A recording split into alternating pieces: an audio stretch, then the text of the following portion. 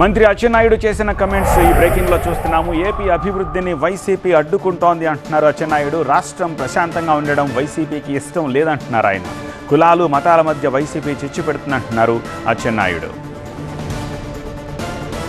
నేను ఒక రాజకీయ పార్టీ అని అడుగుతున్నాను.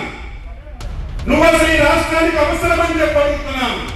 ఒకవేళ తప్పు జరిగితే వెంటనే అడగాలి, వెంటనే ప్రభుత్వానికి చెప్పాలి.